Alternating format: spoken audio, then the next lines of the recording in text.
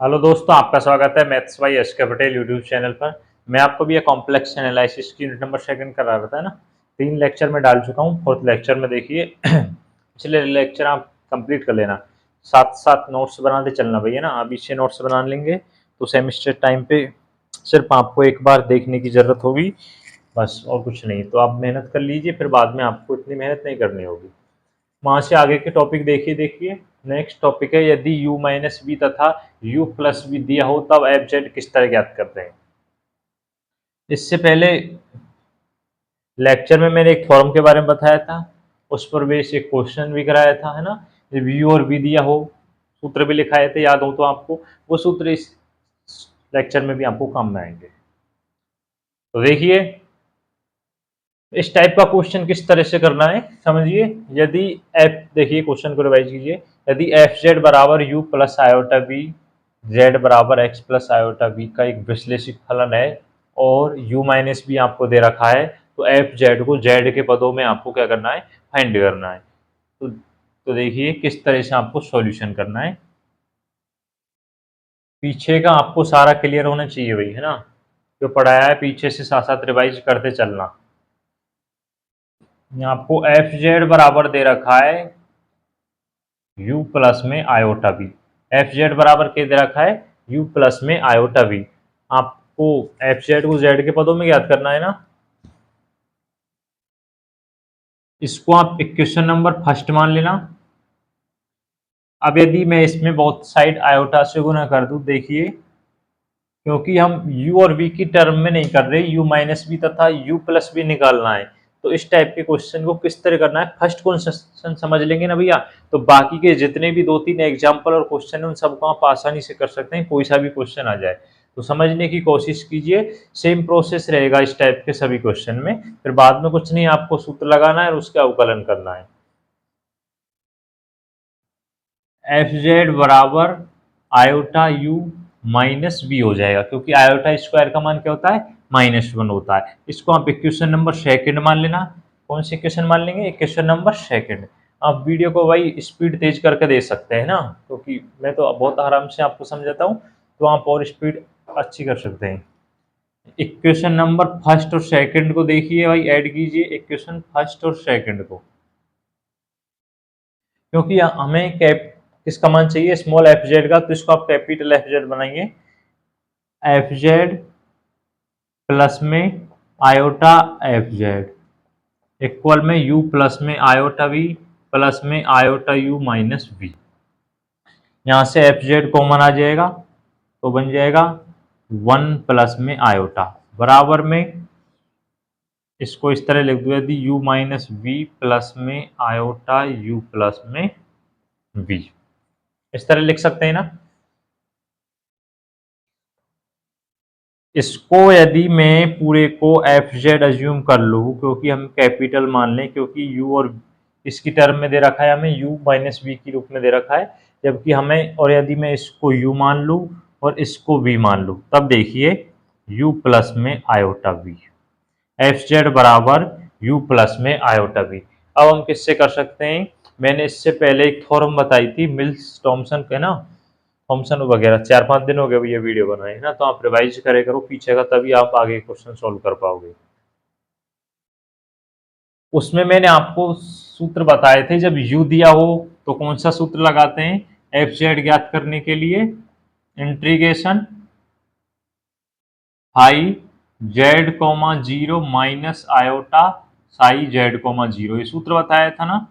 High Z comma zero बराबर होता है डेल यू अपॉन में डेल एक्स, और साई जेड कोमा जीरो बराबर होता है डेल यू अपॉन में डेल वाई, ये बताया था ना। अब ये बन जाएगा एफ जेड बराबर u plus iota b. Question में देखिए आपको कौन सी टर्म दी हुई है, यू की टर्म दी हुई है, यानी कि यू माइनस वी, यानी कि यू दिया हुआ है आपको, बी नहीं दिया हुआ है। समझने की कोशिश करना भैया ना। एक क्वेश्चन समझ आ गया तो बाकी के क्वेश्चन आप अटेंड कर देंगे। इस टाइप का क्वेश्चन एग्जाम में अवश्य आएगा, ये जरूर ध्यान रखना। इस टाइप से आएगा, इससे पहले का जो टाइप है उस पर क्वेश्चन बहुत कम आता है, क्योंकि वो थोड़ा इजी पड़ जाता है।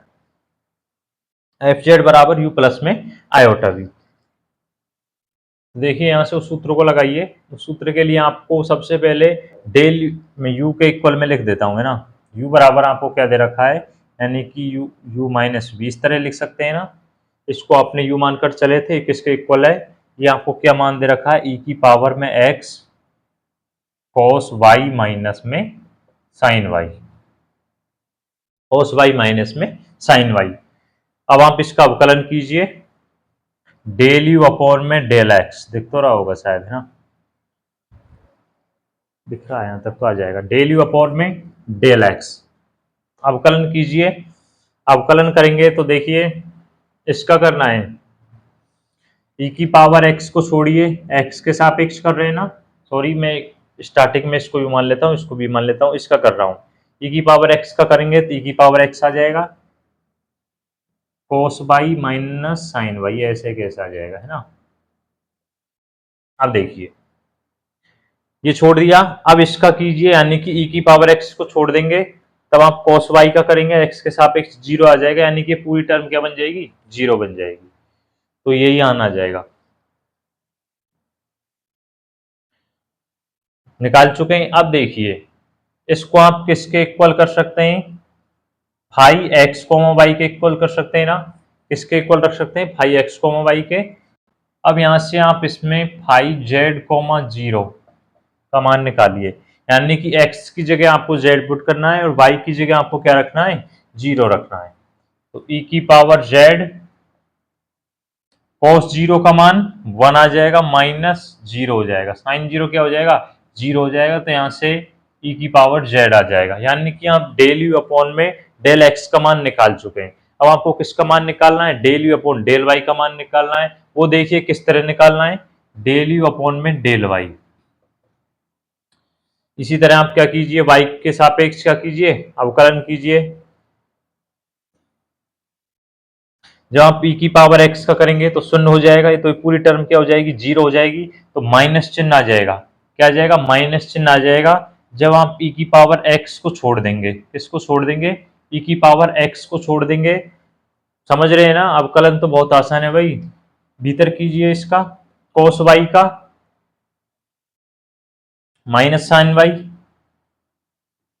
Minus sine y, sine y का माइनस cos y, समझ रहे हैं ना। क्या हो जाएगा, minus sine y minus cos y। इसको आप किसके इक्वल रख सकते हैं, साई एक्स कोमा वाई के इक्वल रख सकते हैं। यहां से साई जेड कोमा जीरो का मान निकालिए, इस सूत्र के हिसाब से सॉल्व करना है आपको, है ना। सिर्फ आप स्टार्टिंग में ये ध्यान रखना आपको किस तरह से करना है, बाकी का वही प्रोसेस है जो इससे पहले के लेक्चर में क्वेश्चन कराया था उसमें था।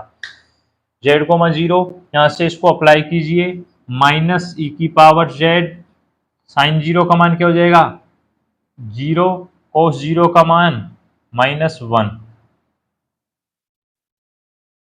सॉरी यार, एक अवकलन में गलती है क्या, साइन का अवकलन क्या होगा, कोस हो जाएगा, माइनस चिन्ह तो नहीं आएगा यार। जेड कोमा जीरो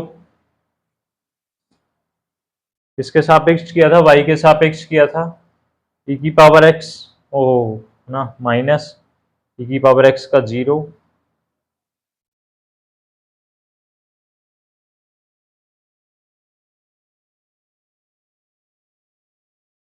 प्लस आता है ना, माइनस चिन्ह चलिए आता है सूत्र में,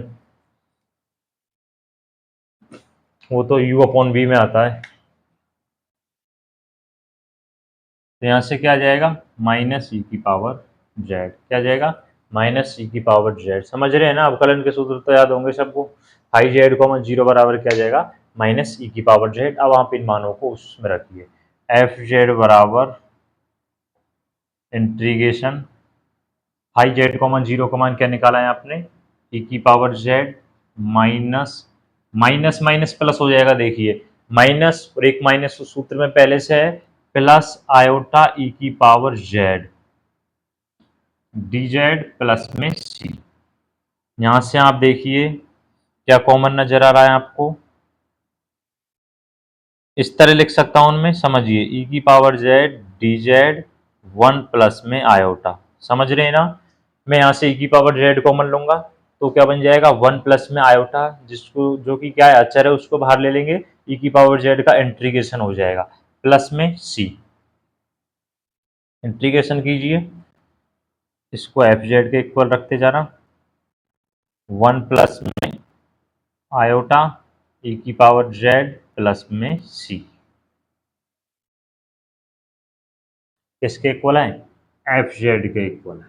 किसके इक्वल है, एफ जेड के इक्वल है। स्क्रीनशॉट ले लेना भैया ना, आगे बताता हूँ किस तरह से करना है। शायद यहाँ कर दूँ साइड में ना, यहाँ दिख जाएगा।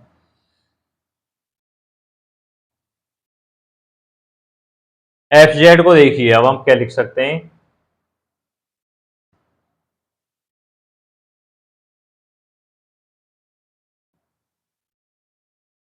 कैपिटल एफ जेड, क्योंकि आप कैपिटल लेकर चले थे, जबकि आपको लाना किसमें, स्मॉल में। क्या लेकर चले थे, एफ जेड को, एफ जेड 1 प्लस में, इससे लिखिए एफ जेड 1 प्लस में आयोटा इक्वल में आ जाएगा 1 प्लस में आयोटा ई की पावर जेड प्लस में सी। एफ जेड बराबर यहाँ से आप इसका डिवाइड करेंगे तो ई की पावर जेड आ जाएगा प्लस में सी अपॉन 1 प्लस में क्या आ जाएगा, आयोटा आ जाएगा। क्या आ जाएगा, 1 प्लस में आयोटा आ जाएगा। इसको आप क्या मान लेना, नियतांक के इक्वल मान लेना, 1 प्लस आयोटा इक्वल में क्या आ जाएगा, तो एफ जेड बराबर यहाँ से आ जाएगा ई की पावर जेड प्लस में के। यही आपका फाइनल आंसर होगा, क्योंकि आपको किस में लाना है, जेड के पदों में लाना है। क्वेश्चन को एक बार दोबारा से रिवाइज कीजिए। यदि आपको एफ जेड दे रखा है, जेड बराबर एक्स प्लस आयोटा वाई एक विश्लेषिक फलन है, तो यू माइनस बी आपको दे रखा है, तो एफ जेड को जेड के पदों में ज्ञात करना है। अब आप समझ जाना, u minus b u plus b type का क्वेश्चन दिया हो तो आपको किस तरह से सॉल्व करना है। सबसे पहली बात, आपको वो सूत्र याद होने चाहिए जब मैंने लिखाए थे इससे पहले के लेक्चर में, कि जब यू गिवन दिया हो तो आपको एफ जेड किस तरह ज्ञात करना है, जब बी दिया हो तो आपको किस तरह ज्ञात करना है, एफ जेड। वो सूत्र याद रखना, बाकी का कुछ नहीं है। अवकलन आप सभी को आता है, अवकलन नॉर्मल होगा, वो आप सभी जानते हैं, छोटे से सूत्र हैं 10-5, उनको आप याद कर लेना, प्रोसेस देख लेना, है ना। ठीक है ना भाई, समझ रहे हैं ना। स्टार्टिंग में लिख दिया, इसमें आयोटा का बोथ साइड गुणा कर दिया, फिर आपको समीकरण नंबर फर्स्ट और सेकंड को ऐड कर देंगे। हमें किसमें, इसको हम कैपिटल एफ जेड के इक्वल मान लेंगे, इसको हम यू मान सकते हैं, इसको बी मान सकते हैं। जब क्वेश्चन में नजर डालिए, आपको क्या दिया हुआ है, यू माइनस बी, यानी कि यू दिया हुआ है, तो आप इसको यू दिया हुआ है, इसका आप एक्स के सापेक्ष अवकलन कीजिए, वी के सापेक्ष अवकलन कीजिए। यू दिया हुआ है, तब आपको कौन सा सूत्र लगाना है, ये सूत्र मैंने अभी बताया था, जस्ट यहाँ से है ना, वो लगाना है।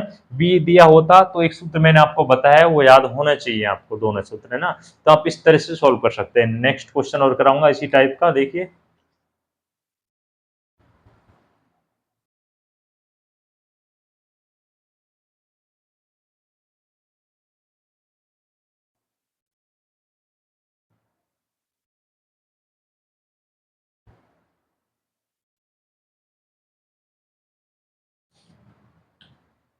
नेक्स्ट क्वेश्चन देखिए इसी टाइप का भैया, शायद हल्का सा ब्लर हो रहा था इससे पहले के ना,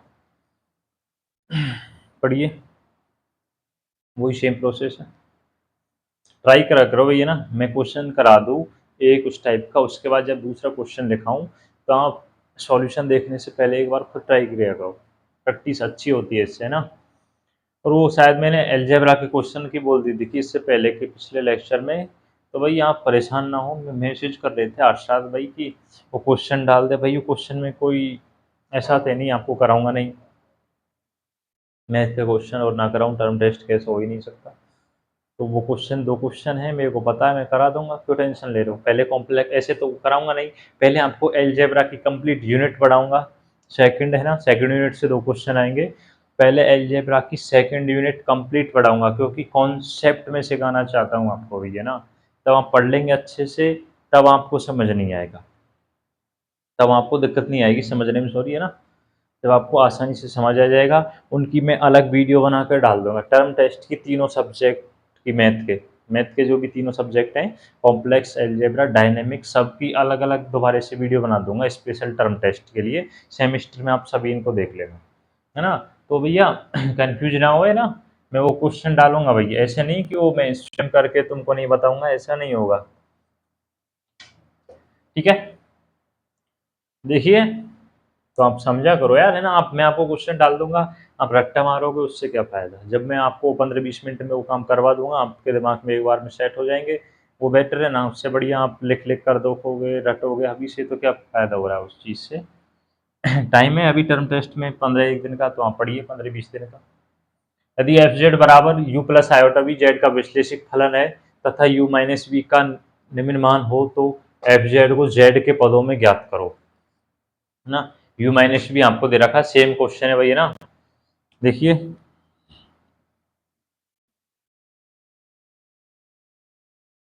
एफ जेड बराबर आपको क्या दिया हुआ है, यू प्लस में आयोटा भी दिया हुआ है। इसको आप इक्वेशन नंबर 1 मान लेना।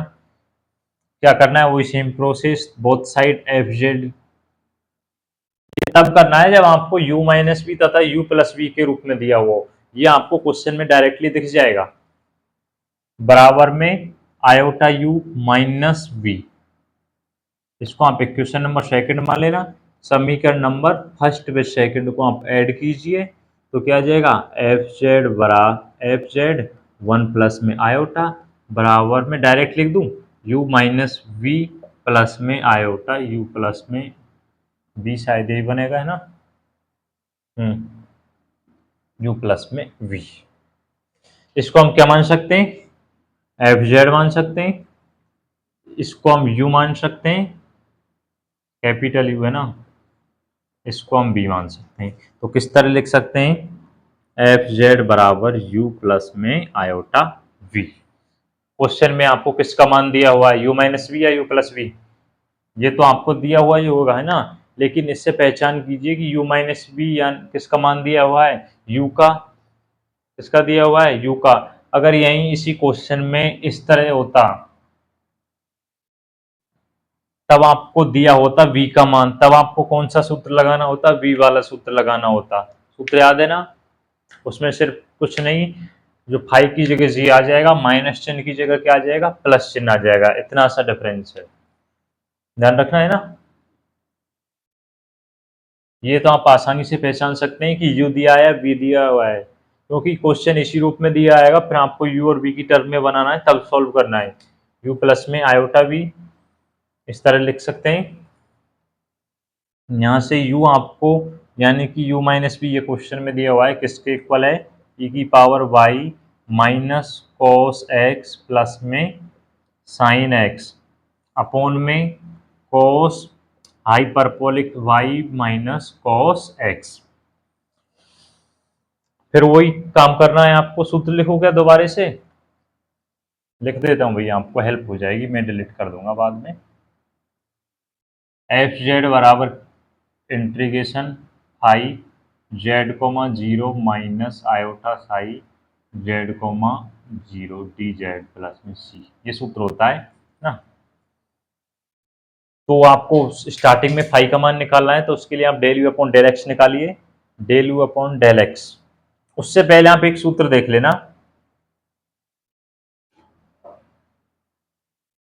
e की पावर x को हम क्या लिख सकते हैं, cos हाइपरबोलिक x प्लस में साइन हाइपरबोलिक x। ये ध्यान रखना,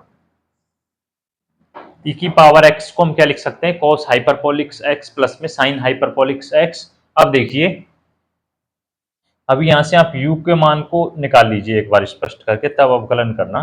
u बराबर e की पावर y को इस रूप में किस तरह रख सकते हैं, cos हाइपरबोलिक y माई प्लस में sine hyperbolic y minus cos X plus में साइन एक्स। ये टर्म चल रही है ना। अपोन में देखिए, cos hyperbolic y minus cos X. थोड़ा लेंथी क्वेश्चन है भाई, है ना, आप स्क्रीनशॉट लेते जाना साथ साथ। Minus cos x. अब इसको थोड़ा शेड्यूल से लिखिए, इसको u बराबर इस तरह लिख दूं, cos hyperbolic y minus cos X plus में साइन हाइपरबोलिक y प्लस में साइन एक्स। इसमें डिवाइड कर दो इसका cos hyperbolic y minus cos x का, है ना।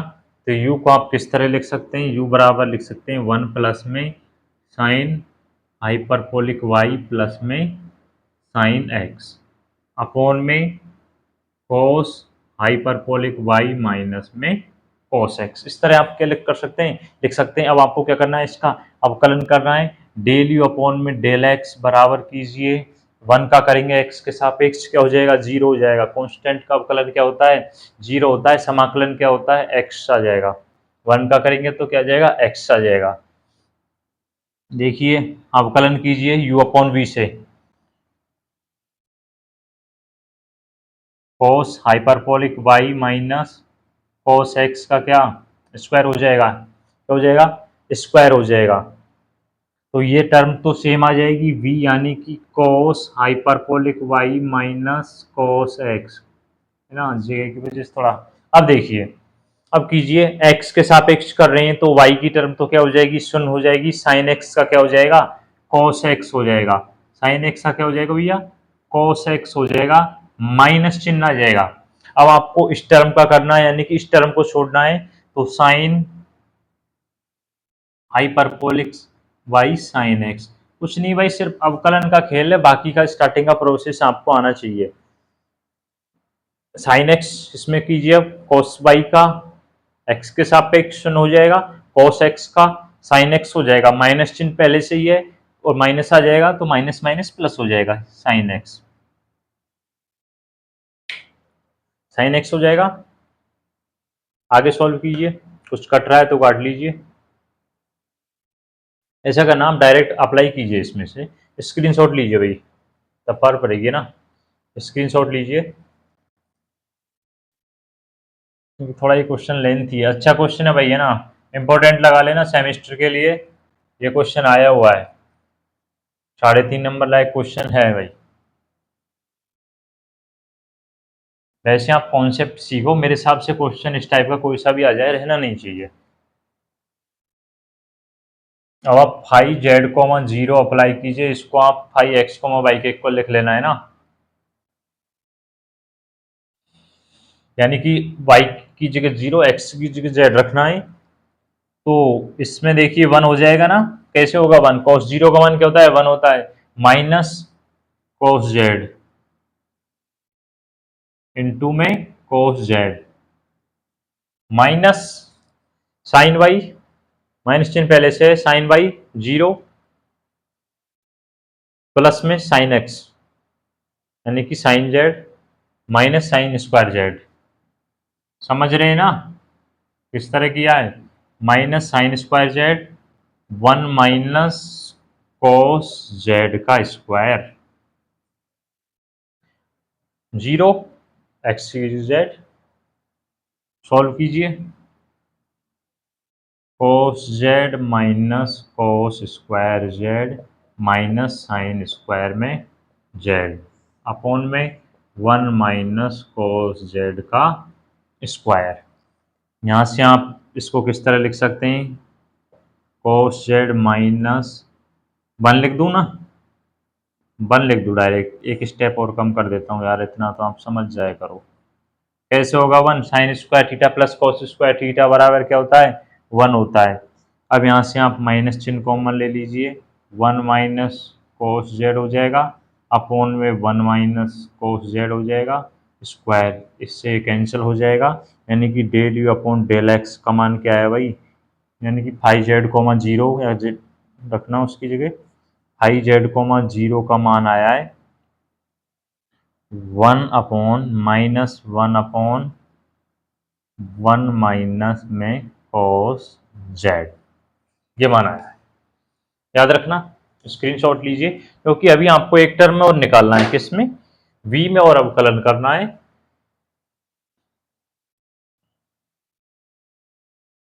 पूरे को मिटा देता हूँ भाई ना, समझ तो आप जाना भाई, कुछ नहीं है मेरे हिसाब से तो, पढ़ा करो भाई, है ना। पता नहीं बीएससी भारी पड़ रही है तुमको तो 3 साल में, तुम्हारे तो सिस्टम से ही है यार, है ना। एनईपी वालों का सिस्टम और भी खतरनाक है।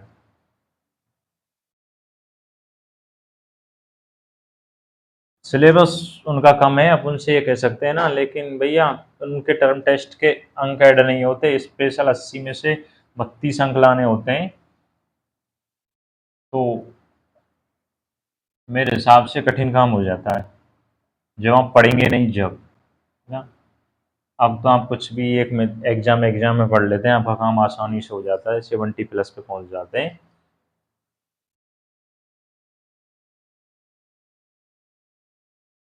बी कमान मैंने डिलीट कर दिया है, थोड़ा मेहनत करनी पड़ेगी, कोई दिक्कत नहीं।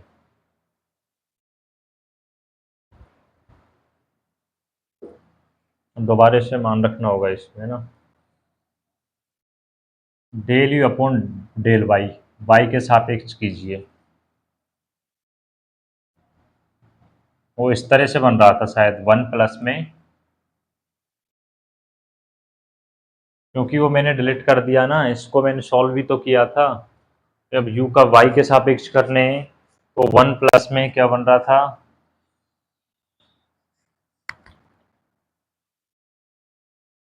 साइन हाइपरबोलिक्स y प्लस में साइन x अपॉन में cos hyperbolic y minus cos x बन रही थी शायद, है ना। देख लेंगे बाद में अगर गलती होगी तो। अब आप करना y के सापेक्ष, ये तो आपका u था, क्या था, u था, है ना। अब आपको इसका y के सापेक्ष अवकलन करना है। पहले हम x के सापेक्ष कर चुके हैं, 0 हो जाएगा, वो इस तरह लगेगा, cos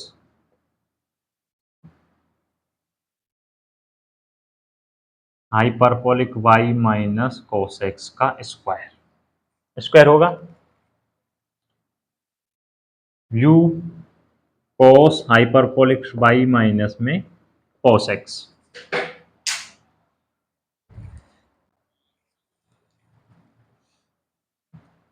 माइनस चिन्ह आ जाएगा, सॉल्व कीजिए ना भाई, y के सापेक्ष कर रहे हैं साइन y का, cos hyperbolic y, sine y का क्या हो जाएगा, cos hyperbolic y, sine x का इसके सापेक्ष शून्य हो जाएगा।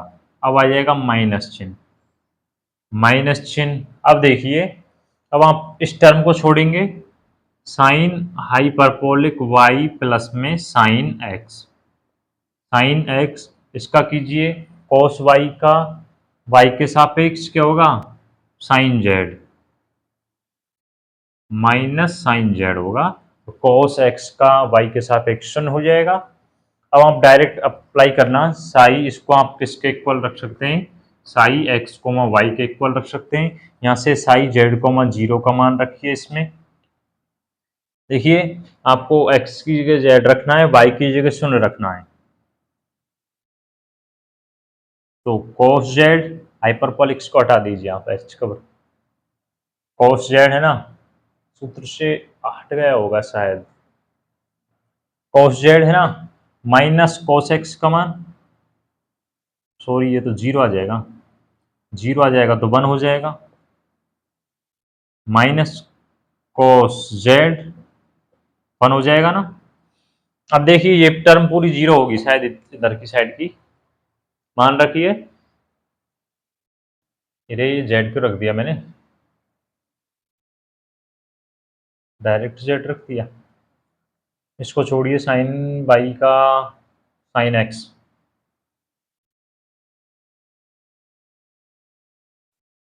वाई की जगह क्या जाएगा, 0, साइन 0 0, साइन जेड, साइन क्या जाएगा, जेड आ जाएगा, साइन एक्स, मैंने गलती की है क्या कुछ, साइन हाइपरबोलिक वाई, छोड़ दीजिए इसको, है ना, साइन एक्स को छोड़ दीजिए, इसका कीजिए कॉस का वाई के सापेक्ष साइन वाई आएगा ना, तभी तो। अब देखिए क्या आएगा भाई, ये साइन वाई आएगा, वाई आएगा तो आप जान रहे हैं 0 बन जाएगी पूरी टर्म, साइन 0 होगा, 0 होगा तो इससे गुना होगा तो 0 बन जाएगा, माइनस 0 अपॉन में 1 माइनस कॉस जेड का स्क्वायर, सॉल्व कर लिखेंगे तो क्या आ जाएगा, 1 अपॉन में 1 माइनस कॉस जेड। ये किसका मान आ गया, साई जेड को 0 का मान आ गया है। स्क्रीनशॉट लीजिए। अब मैं पूरे क्वेश्चन को सॉल्व कर देता हूँ जिससे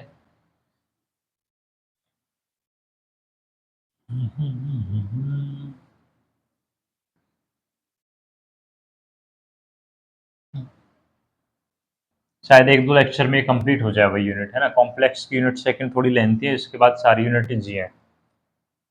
लेकिन आप क्वेश्चन सारे करना भाई, सारे लेक्चर देखना, है ना, अगर आपको अच्छे अंक लाने हैं तो। सूत्र क्या होता है, एफ जेड बराबर, चीज़ों की ज़रूरत होगी जबकि मैंने डिलीट करता। इस क्वेश्चन में एक चीज़ और दी हुई थी भाई, एफ 5/2 अपॉन बराबर 3 माइनस आयोटा अपॉन 2। इस क्वेश्चन में दिया हुआ है, देख लेना आप, एफ 5/2 का मान दिया हुआ है आपको 3 माइनस आयोटा अपॉन में 2। ये इस क्वेश्चन में मान आपको क्या हुआ है, दिया हुआ है। सूत्र क्या होता था, हाई जेड कोमा 0, ये सूत्र होता है नहीं। तो वहां से उसका मान क्या आया था, मैं भाई सूत्र लिख देता हूँ आपको जिससे कंफ्यूज ना हो। Minus iota psi z comma 0 integration, ये आया था 1/1 minus cos z minus iota, ये भी आया था 1 minus cos z d z. अब देखिए यहां से ऐसा करना आप, -1 प्लस में आयोटा बाहर आ जाएगा, कौन कौन समझ गया देखिए, और ये हो जाएगा 1 minus cos Z d Z, समझ रहे हैं ना। यहाँ से इसमें से 1/1 माइनस कोस जेड कॉमन आ जाएगा माइनस चिन्ह के साथ, तो 1 प्लस आयोटा बन जाएगा। इसको बाहर ले आएंगे, इसका आप इंटीग्रेशन करेंगे, तो देखिए इसको इस तरह लिख लेना, -1 प्लस में आयोटा इंटीग्रेशन, इंटीग्रेशन के लिए इसको थोड़ा इजी बनाइए, 1 माइनस, इसको किस तरह लिख सकता हूँ मैं, कोस जेड को 1 minus 2 sign square Z upon 2 लिख सकता हूँ ना। भाई सूत्र आपको याद होने चाहिए, -1 प्लस में आयोटा इंटीग्रेशन 1 में 2 sign square Z by 2, plus में सी दिख रहा होगा यार, दिख रहा है। एफ जेड बराबर चल रहा था -1 प्लस में आयोटा अपॉन 2, इस तरह लिख लीजिए। इसको मैं लिख सकता हूँ साइन स्क्वायर जेड को cosec square Z by 2 plus में सी, सी बराबर में -1 प्लस में आयोटा अपॉन में 2। कॉस स्क्वायर जेड का इंटीग्रेशन कीजिए, क्या होता है, माइनस कोट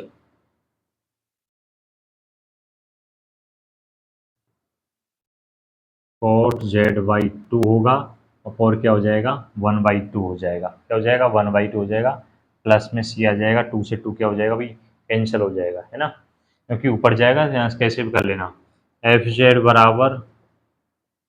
जेड बराबर देखिए, माइनस माइनस चिन्ह क्या हो जाएगा, प्लस हो जाएगा, 1 प्लस में iota cot z by 2 plus में सी, ये टर्म बच रही है ना। अब देखिए इसको आप क्या लिख सकते हैं, वही 1 प्लस में आयोटा, अब इसको हम क्या कैपिटल मान कर चले थे ना, हम स्मॉल में मान निकालना है, जो कि आपको इस तरह सही लिखना भाई, स्मॉल से नहीं लगना चाहिए, कैपिटल से लगना चाहिए, फिर इसको आप उस इक्वेशन से लिख सकते हैं, समझ रहे होंगे ना।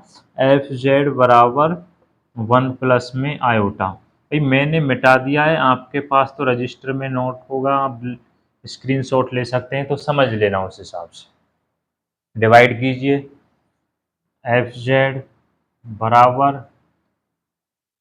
कोट जेड अपॉन में 2 प्लस में सी अपॉन 1 प्लस में आयोटा, सी अपॉन 1 प्लस में आयोटा। अब यहाँ से भी देखिए आपको इस क्वेश्चन में ये मान दिया हुआ है π/2 बराबर 3 माइनस आयोटा अपॉन 2, यानी कि एफ π/2 बराबर कोट जेड की जगह आप क्या रखेंगे, π/2 रखेंगे, तो क्या हो जाएगा पाई अपॉन 4 हो जाएगा, प्लस में सी अपॉन 1 प्लस में, इसको आप के मान लेना भाई,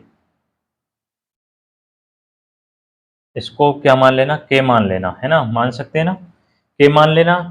अब यहाँ से देखिए एफ पाई बाई टू का आपको मान दिया हुआ है, क्या मान दिया हुआ है, 3 - आयोटा अपॉन में 2 बराबर कोट पाई बाई 4 का मान क्या होता है, क्या होता है, 1 होता है। पाई बाई 4 45 डिग्री पर देखिए आप कोट का मान 1 प्लस में क्या हो जाएगा।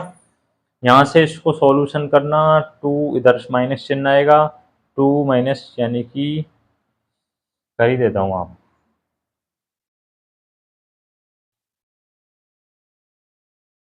वन माइनस आयोटा अपॉन 2, यह आ जाएगा शायद के बराबर, देखना कैसे आएगा। जो आप इसको इधर साइड लेंगे तो माइनस चिन्ह में आ जाएगा, -1 हो जाएगा। जब एलसीएम लेंगे तो -2 हो जाएगा, 3 में से 2 गया तो 1 बच जाएगा, 1/1 माइनस आयोटा अपॉन 2 इक्वल आ जाएगा के। तो आप इसको ऐसे लिख सकते हैं, एफ जेड बराबर कोट पाई बाई 4 अपॉन में सी का मान रख सकते हैं, के का मान रख सकते हैं यहाँ से 1 प्लस में माइनस आयोटा अपॉन में 2, ये आपका क्या हो जाएगा, फाइनल आंसर हो जाएगा जेड के पदों में। इस तरह से इस क्वेश्चन को आप सॉल्व कर सकते हैं भाई। इजी है, थोड़ा लेंथ है उसमें ये कि अवकलन जो आपको किस तरह से करना है वो थोड़ा पार्ट इसमें लेंथ है, तो आप क्वेश्चन को देखकर घबराए नहीं कि लेंथी क्वेश्चन है, बल्कि इजी क्वेश्चन है। इस टाइप का कोई भी क्वेश्चन नहीं रहना चाहिए मेरे हिसाब से, या आपको यू भी दिया हो या बी दिया हो, ये सब आपको पहचानना आना चाहिए क्वेश्चन में कि यू का सूत्र लगेगा या बी का सूत्र लगेगा। बड़ा इजी है भाई, इस टाइप का क्वेश्चन जरूर कन्फर्म है, इस थ्योरम से क्वेश्चन आता है, ये थ्योरम प्रूफ नहीं करवाता आपसे।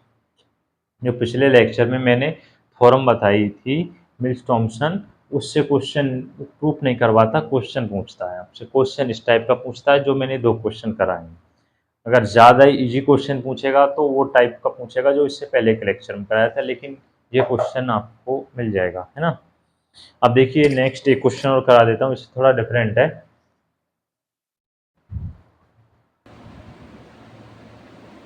देखिए भैया नेक्स्ट क्वेश्चन है उस टाइप का नहीं है, उससे थोड़ा डिफरेंट है, इस टाइप के क्वेश्चन पूछ लिए जाते हैं उससे, है ना।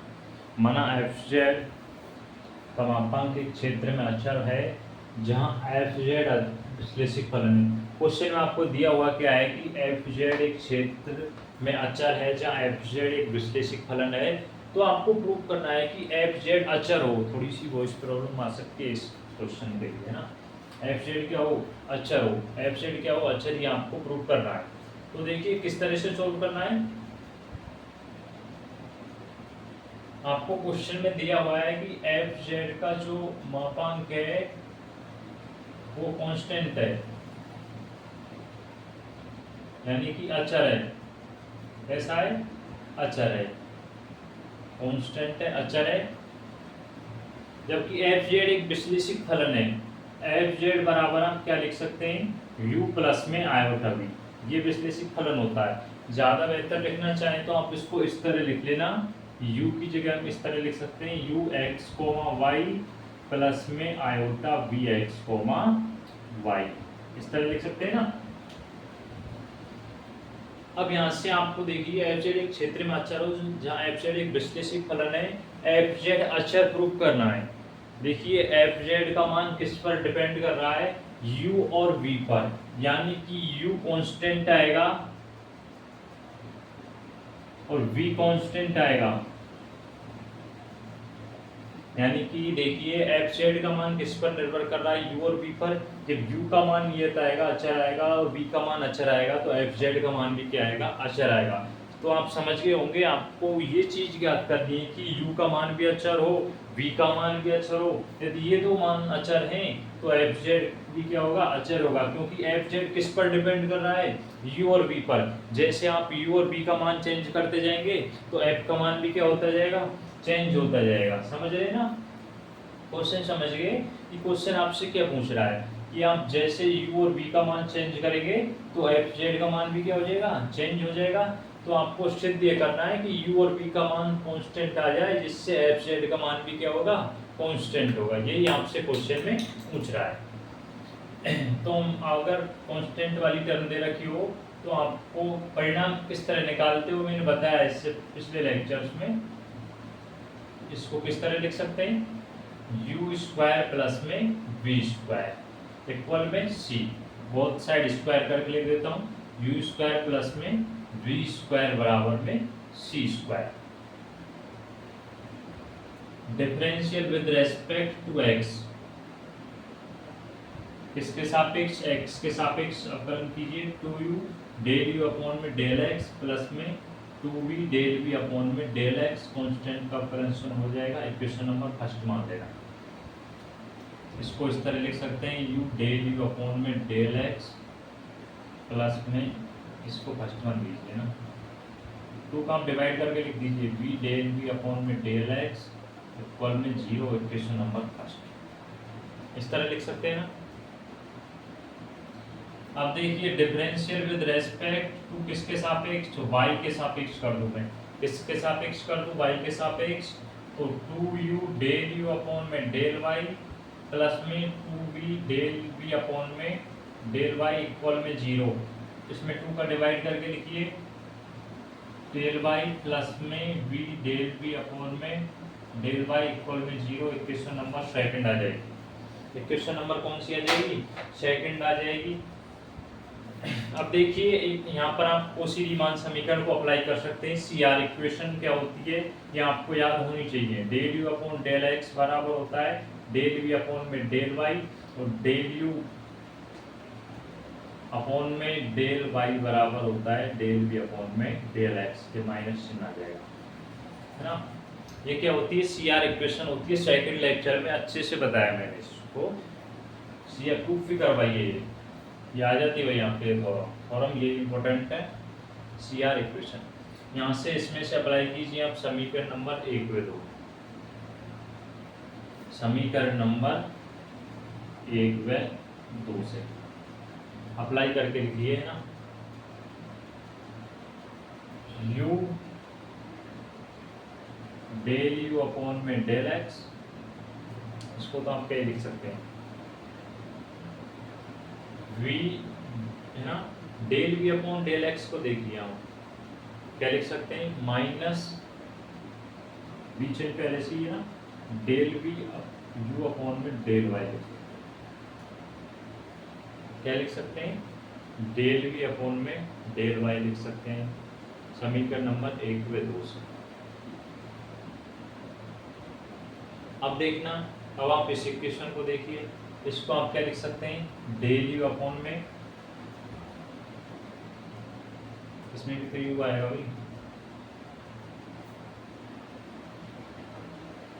Del y del v upon del y की जगह प्लस में वी डेल यू अपॉन में del x, del you upon में क्या कर सकते हैं, डेल एक्स। इसको इक्वेशन नंबर 3 मान लेना, इसको इक्वेशन नंबर 4 मान लेना, है ना। इसको आप इक्वेशन नंबर क्या मान लेना, 4 मान लेना, इसको इक्वेशन नंबर 3 मान लेना। अब देखिए यहाँ से समझ रहे हैं ना। अब यदि मैं इक्वेशन नंबर 3 में u का गुना करके और 4 में v का गुना करके इनको ऐड कर दूँ, तो समझ रहे ना, इक्वेशन नंबर 3 में u का गुना कर दूँ और 4 में v का गुना करके इनको मैं ऐड कर देता हूँ। तब देखिए u square del u upon में del x minus u del u upon में u v del y plus में u v del u upon में डेल y प्लस में v square del u upon में डेल x कैंसल, है ना। Del u upon में del x u square plus में v square equal में 0। सोचिए किसको 0 के इक्वल करना है, u square plus v square को तो हम 0 के इक्वल नहीं कर सकते, क्योंकि u और v का मान किस पर निर्भर कर रहा है, x और y पर निर्भर कर रहा है। क्योंकि हमें प्रूव करना है कि f z अचर है, तो आप u और v को 0 के इक्वल मत कीजिए, क्योंकि इसको 0 के इक्वल कर देंगे तो फिर इसका सेंस क्या होगा। तो यहाँ से आप del u x upon del x को 0 के इक्वल कीजिए, दिखता है नहीं, हाँ, del you upon del x को शून्य के इक्वल कीजिए। अब इससे आप पहचान कीजिए क्या प्रूफ हो रहा है। u में x के सापेक्ष परिवर्तन क्या होता है, शून्य होता है। u में x के सापेक्ष परिवर्तन क्या होता है, शून्य होता है। u does not depend on x, u का मान x पर निर्भर नहीं कर रहा है। देखिए u का मान किस पर निर्भर कर रहा है, x और y पर निर्भर कर रहा है। ये u में x के सापेक्ष परिवर्तन कितना है, शून्य है। तो आप लिख सकते हैं u does not depend on x, u का मान x पर निर्भर नहीं करता है। तो आप इसके लिए तो प्रूव कर चुके हैं। अब आप ऐसा कीजिए, स्क्रीनशॉट लीजिए एक बार। अच्छा क्वेश्चन है भाई, ये ना थोड़ा थोटिकल है, इसमें थोड़ा समझने का है, लेकिन इजी क्वेश्चन है। अब आप ऐसा करना, समीकरण नंबर 3 में आप v u का गुना करना, और 4th में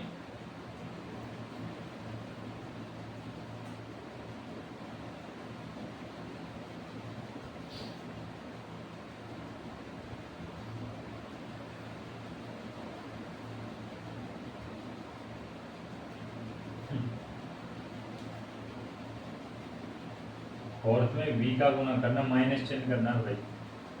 क्या करना, माइनस करना। क्या करना है आपको, माइनस करना है ना, माइनस करना है। साथ में आप स्क्रीनशॉट लेते जाना भाई।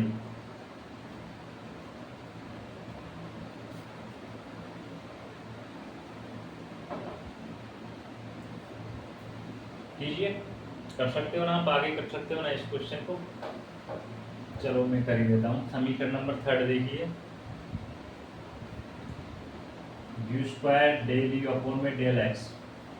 अब ये भाई बाई के इक्वल में आ जाएगा, समझ जाना कि del you upon del y इस तरह से बन जाएगा, प्लस में minus u b del you upon में डेल वाई, प्लस में माइनस चिन्ह कर देना।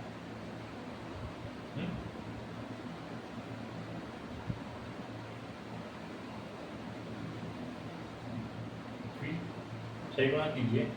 देखिए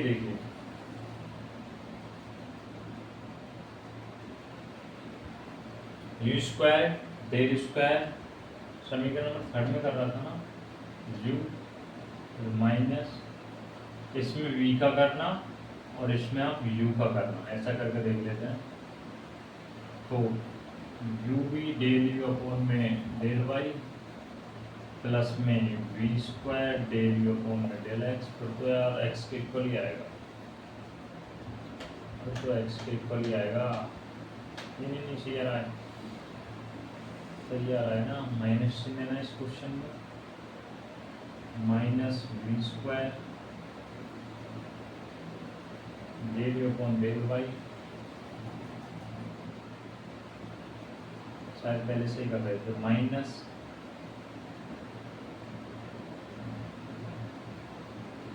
u square del you upon में डेल वाई, माइनस यू भी डेल यू अपॉन में del x, del you upon में डेल एक्स। ये यार कैंसिल भी नहीं हो रहा।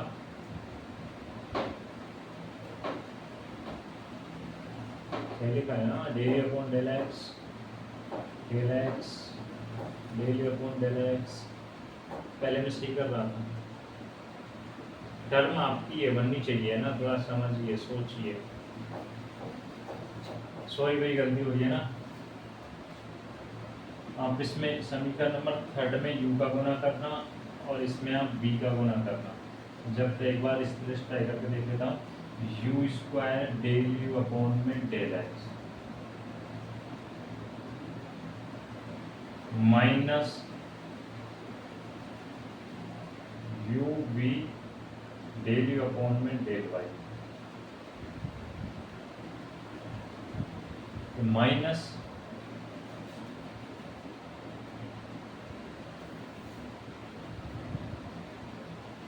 माइनस, थोड़ा ऐसे करो यार, नहीं बैठ पाएगा ऐसे, तो हम ट्राई कर लिए ना।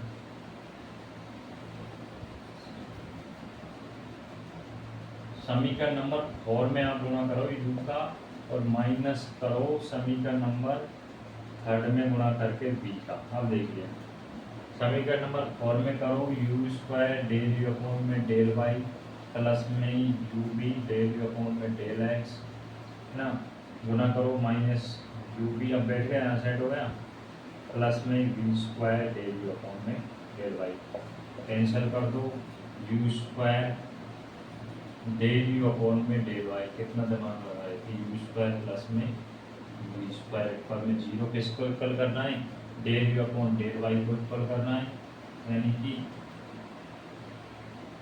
जीरो के इक्वल करना है। Does u does not depend on y, क्योंकि यू में वाई के सापेक्ष परिवर्तन क्या है, जीरो है। यू में एक्स वाई के सापेक्ष परिवर्तन क्या है, जीरो है। अब देखिए आप लिख सकते हैं कि यू एक्स कोमा वाई बराबर क्या है, कांस्टेंट। कांस्टेंट कैसे है कि यू का मान एक्स और वाई पर क्या करता है, डिपेंड करता है। यू का मान किस पर डिपेंड करता है, डिपेंड करता है एक्स वाई पर। इसी तरह सिमिलरली आप इसी तरह लिख सकते हैं, या आपको सॉल्व करने की जरूरत नहीं है, वी कि वी एक्स कोमा वाई बराबर क्या है, कांस्टेंट है। क्या है, कांस्टेंट है, क्योंकि वी का मान किस पर निर्भर कर रहा है, एक्स वाई पर। इस तरह लिख देना, फिर लिख देना एफ जेड बराबर U X comma Y plus में iota V X comma Y बराबर अचर है। अचर यानी कि कांस्टेंट है, यही आपको प्रूव करना था। इस तरह आप इस क्वेश्चन को आसानी से कर सकते हैं, इसको करने की जरूरत नहीं, सिमिलरली इसी तरह आप लिख सकते हैं ना। समझ आ गया होगा आसानी से, ज़्यादा हार्ड क्वेश्चन नहीं है। समझ रहे हैं ना, अच्छा क्वेश्चन है, अच्छा क्वेश्चन हमें करना है। इस लेक्चर में तीनों क्वेश्चंस कराएं, तीनों ही क्वेश्चंस अच्छे हैं, इनमें से आपको एक क्वेश्चन अवश्य मिल जाएगा। तो आप पढ़िए, मेहनत कीजिए, बाकी का नेक्स्ट लेक्चर डाल ही दूंगा, क्योंकि आप अभी थोड़ा कम देखते हैं भाई, तो देखा करो, है ना। टर्म टेस्ट नज़दीक आगे, टर्म टेस्ट आपके अक्टूबर में निकल जाएगा, पता नहीं चलेगा, नवंबर आप दीपावली में निकाल लोगे, दिसंबर के बाद जनवरी में आपका सेमेस्टर, या दिसंबर में भी हो सकता है लास्ट में। लेकिन ये बात कन्फर्म है, आपके सेमेस्टर जनवरी में कंप्लीट होना है, वो नहीं कि फरवरी में 8-10 दिन चलेंगे, क्योंकि अगला सत्र आप देख लेना, मई में सेमेस्टर आपका कंप्लीट हो जाएगा, जून में सेमेस्टर नहीं जाएगा। तो फिफ्थ सेम में आप मेहनत करें, सिक्स्थ सेम में आपको बहुत ज़बरदस्त मेहनत करनी होगी, क्योंकि ना आपको बैक लगने का नहीं लगनी चाहिए एक, तो क्योंकि उस बार प्रैक्टिकल भी पहले, टर्म टेस्ट भी, सेमेस्टर भी बहुत जल्दी होगा सबका। तो पढ़ा करो भैया ना, फिफ्थ का वगैरह का कोई किसी का कुछ नहीं रहना चाहिए। और मैं रियल के बारे में बता दिया, जिनकी रियल में बैक है वो उस वीडियो को अवश्य देखें, उनमें मैं नाम उस लेक्चर में मैंने रियल एनालिसिस की बैक के बारे में अच्छा सुझाव दिया है, जो क्वेश्चंस बताए हैं, जो पीडीएफ डाली है, उन क्वेश्चंस को हम पढ़िए, ठीक है ना भाई, थैंक यू, है ना। तो उस चैनल को सब्सक्राइब जरूर कर दिया भाई, फाइनल ईयर वाले सभी कर दिया करो, है ना। मैं फिजिक्स केमिस्ट्री की वीडियो डाल दूंगा ओनली क्वेश्चन की, अगर आप चाहेंगे तो। ऐसा तो दिखाना मत, क्योंकि मेरे को मालूम हो जाएगा जब मैं टर्म टेस्ट की वीडियो डालूंगा ना मैथ की, तो अभी तो व्यू कमा रहे हैं, जब टर्म टेस्ट की वीडियो डालूंगा स्पेशल, उस पर फिक्स बताएगा कि कितने ने नोट सब्सक्राइब और सब्सक्राइब सीन किया हुआ है, तो मैं उस हिसाब से आपको डालूंगा, नहीं तो आप खुद दें, ठीक है भैया। बाकी मैथ का कंटेंट तो मैं पूरा डालूंगा, वो आपकी बात, ठीक है ना भैया, ठीक है भाई, कर लेना।